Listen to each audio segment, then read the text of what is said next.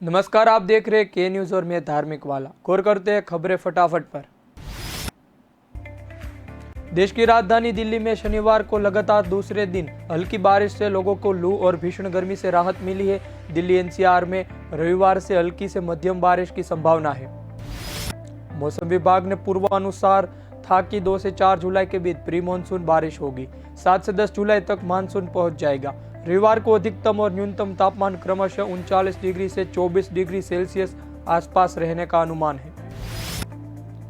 भारत के साथ 59,000 करोड़ रुपए का राफेल जंगी विमानों के सौदे को लेकर अब फ्रांस के न्यायिक जांच चल रही है। फ्रांसीसी सरकार ने बड़े कदम उठाते हुए जज को इस बेहद संवेदनशील सौदे की जांच का जिम्मा सौंपा है।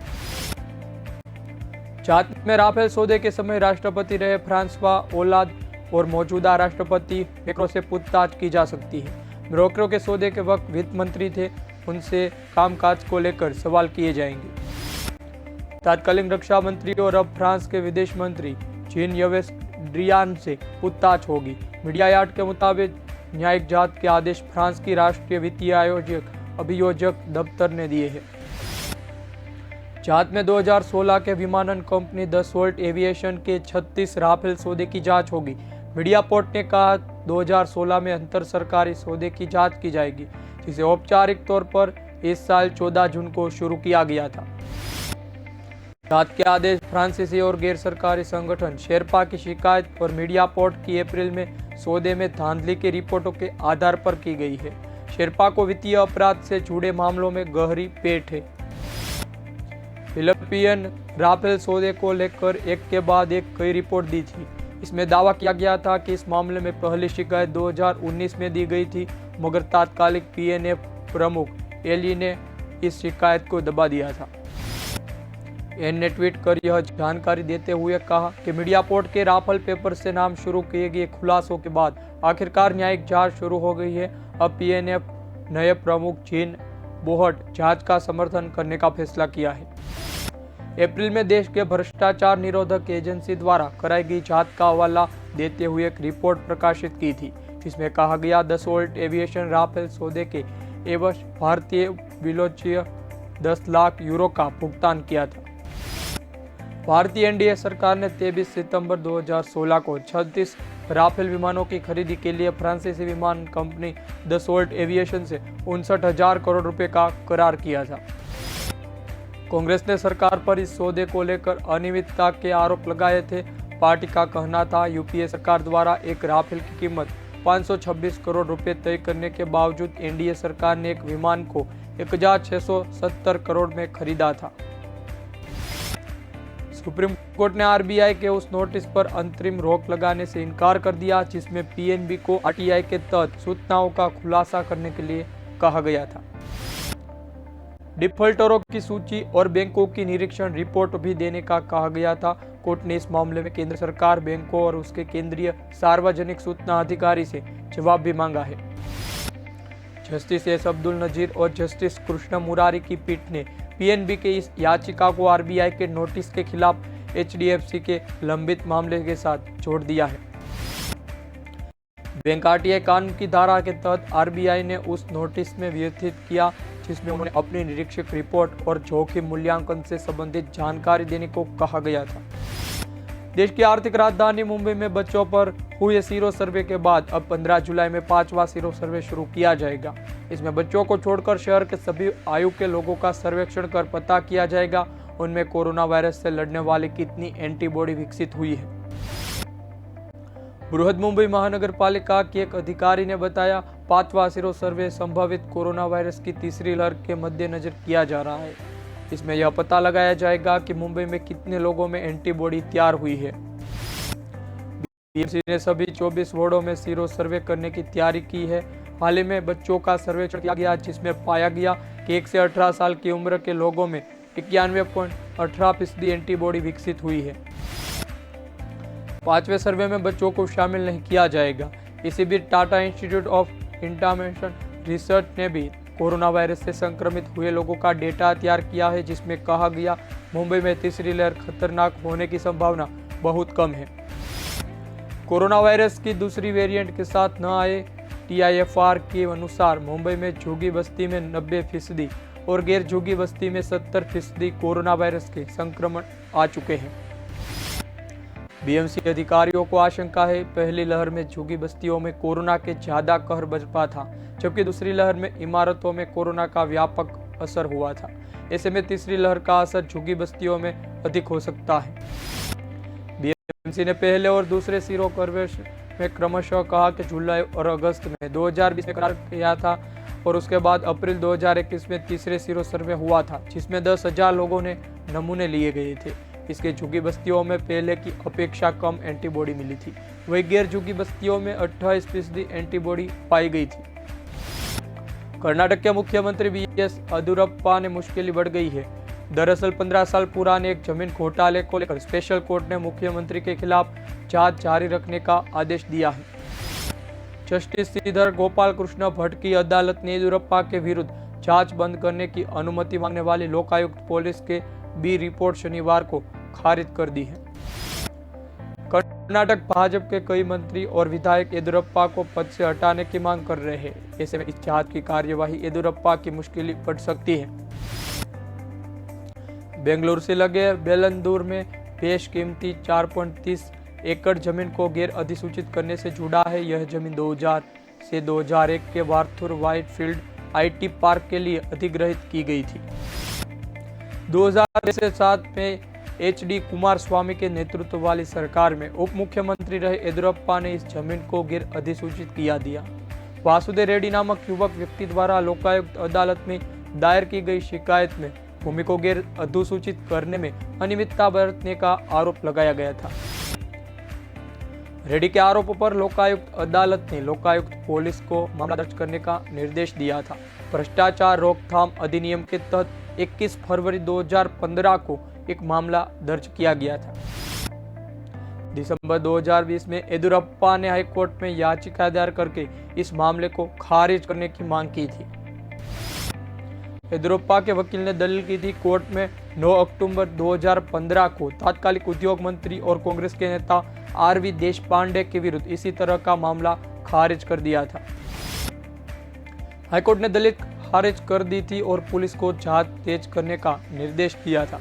लोकायुक्त पुलिस ने विदेश अदालत में B रिपोर्ट दाखिल कर जांच बंद करने की अनुमति मांगी थी, जिसे रेड्डी ने चुनौती दी थी। उत्तर प्रदेश में जिला पंचायत अध्यक्ष चुनाव में भाजपा की रिकॉर्ड जीत दर्ज की गई है। भाजपा में राज्यों की 75 में 65 सीटों पर जीत मिली है। 2 सीटों पर भाजपा समर्थित उम्मीदवार जीते हैं। समाजवादी पार्टी को 5 सीट मिली है, एक पर उसकी सहयोगी पार्टी रालोद ने कब्जा किया है।